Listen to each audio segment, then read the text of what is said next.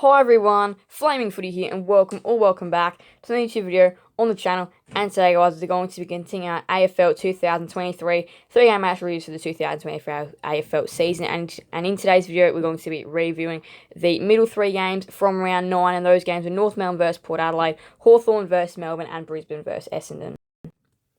Alright, so the first game, this 3-game match reviews, was on the Saturday at Blunston Arena, and it was a walkover at Blunston for the Power. North Melbourne 10-5-65, Port Adelaide 20-15, 135, absolutely smashed North Melbourne by 70 points, and North Melbourne are looking like they're in a world of trouble at the moment.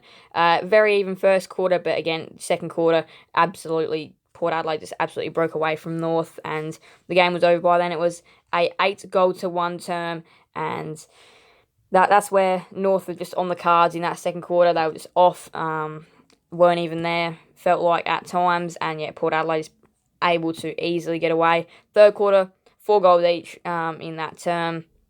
But Port kicked a few more behinds to win the term. And in the last quarter, 5-2 to continue on what was an excellent day for them. And a big percentage boosting outing for them as well. 128 fantasy for Goldie, 118 for Butters, 106 for the Port Adelaide Bergman, 104 for Zeeble.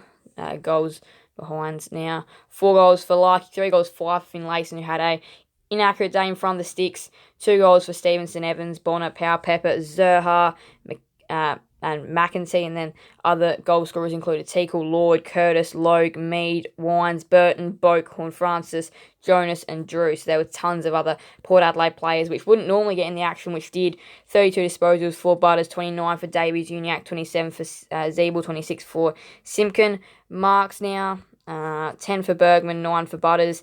9 tackles for Greenwood, 8 for Wines. Hit-outs, 56 for Goldie, 17 for Teakle, 7 for Logue, 6 for Finlayson, 1 for Lord. We'll go to team stats now, where it was a pretty big domination. North had more of the footy, believe it or not, but again, though, it just depends on how you use it. 42-59 inside 50, so quite a decent win there for the Power. Clearances, so 63-24 hit-outs in favour of North, but then 41-43 clearances, so quite even, but 5-18 out of the centre. That's just another big domination there for Port Adelaide. How easily some of those times to get it out of the middle was as well. A couple of little dance steps and they're gone. It was just pretty easy to get the ball inside their 50, especially when you win centre clearance numbers like that. 36-25 stoppage clearance in favour of North, though. 69-56 turnovers as well. North made more turnovers than Port Adelaide. 9-10 marks inside 50 in favour of the Power. 8-10 contested marks. So not too much of a difference there. Port Adelaide led for the whole game. They laid more tackles inside 50. But yeah, in the end, right from that second quarter onwards, even in that first quarter, they were just a class ahead and continued that on for the whole game to smash North by 70. Now to the second game, Hawthorn vs Melbourne at the MCG. Hawthorn 7-49. Lost to Melbourne 15-13, 103. Melbourne won by 54 in the end. They ended up getting their goal-kicking boots on a little bit later on in the game after they kicked the first 5 behinds of the game, and then responded with the next 5 goals. And all Hawthorn could manage in the first term was 1 behind. In the second quarter, it was 1 goal to 3. And that's where the D's continued on their nice form. And Mitch Lewis was their only goal scorer up until halftime. Third quarter, though, is what I do want to point out. This was where the Hawks were arguably their best. They kicked 3. 3 in a row. Yes, 3 in a row to help themselves not necessarily come back, but at least look a little bit better. And then they kicked another 2 in a row. So they looked okay in that third quarter. They had a bit of fight about them. They looked a bit more ferocious, but in the end, a 4-goal-to-1 last term does seal the deal for the D's. 126 fantasy for Oliver, 117 for Viney, 103 for Sicily and Petrarca, who did have a little ankle problem. And yeah, big game next week versus Port Adelaide, Friday night, Adelaide Oval. So they'd be hoping that he is back for that one, Christian Petrarca. 2 goals for Fritsch, Petty, Spargo, and that was it. That was it. Disposals, 34 for Oliver, 31 for Viney, 30 for Petrarca, 29 for Day, 27 for Mitchell, Nash, and Sicily. Marks now 8 for Mitchell, Sicily, Oliver, Langton, and Hibbard.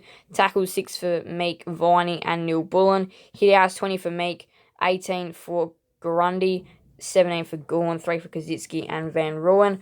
Team stats now, where it's not a surprise that 41-66 inside 50s. Melbourne absolutely smashed Hawthorn in that area, and there's no surprise. That's a 25 difference there.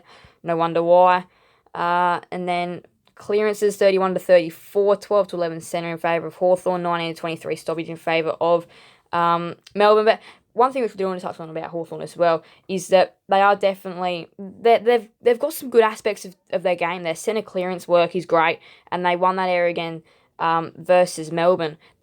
It's a big thing for the Hawks. That's what they're trying to build their game off of, those centre clearances. And at least at the moment, it looks like they're heading in a right direction. And their midfield beating some really good midfields. They did that to the Dogs a couple of weeks ago, and now to the D's.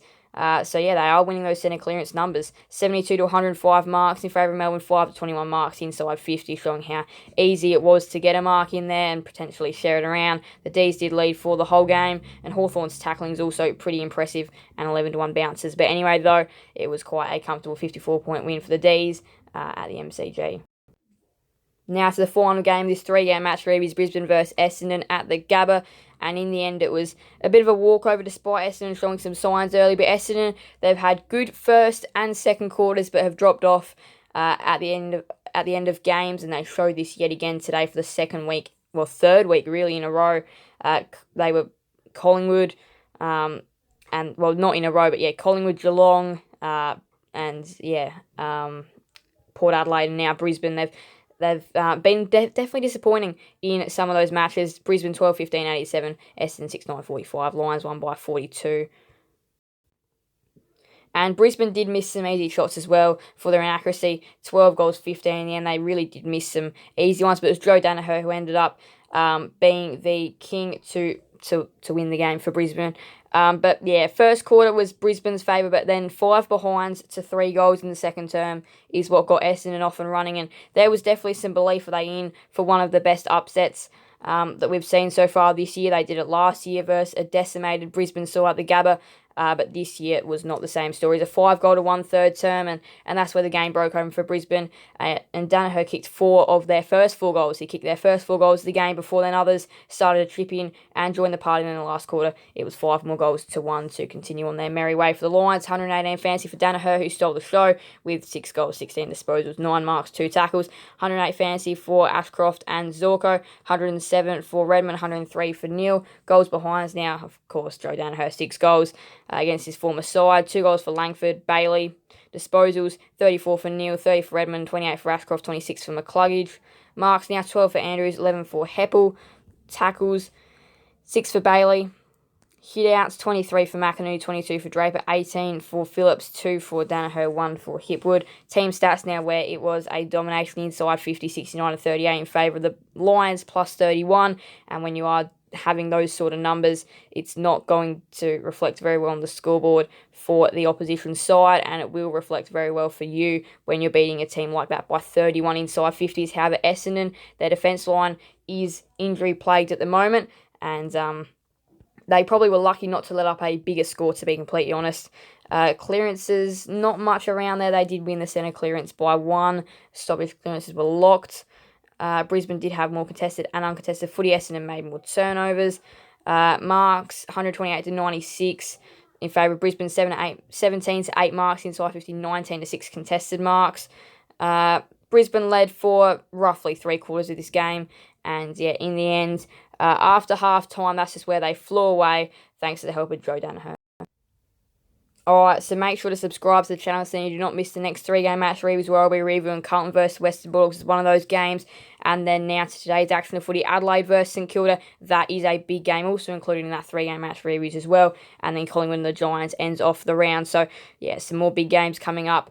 And go to the ladder now and we'll have a little look. Now, this will be after the Carlton and Dogs game, which does mean quite a lot of the ladder, but we'll be able to go a little bit more over that game in the next 3-game match reviews. But in terms of what's happening now, Brisbane are also currently joint top of the table with Melbourne, Collingwood, Port, but Collingwood do still have that game in hand. And yeah, going down ladder, things are looking interesting. And yeah, the real thing which I found yesterday was Sydney are in 14th at the moment, surprisingly enough. Who would have thought? But there is a ladder after those games and the Carlton Dogs game. But make sure that you do subscribe to the channel so you do not miss another future video. So there we go. That's going to wrap us up. We'll go back through these ones. Richmond won by 24 over the Cats. Gold Coast by 70 over West Coast. And the Dockers by 17 over Sydney. Thank you guys. It was so much watching. Make sure to leave a like and subscribe and hit that notification bell so you guys never miss another video on the channel. Thank you guys. It was so much. Bye everyone. Flame Footy out.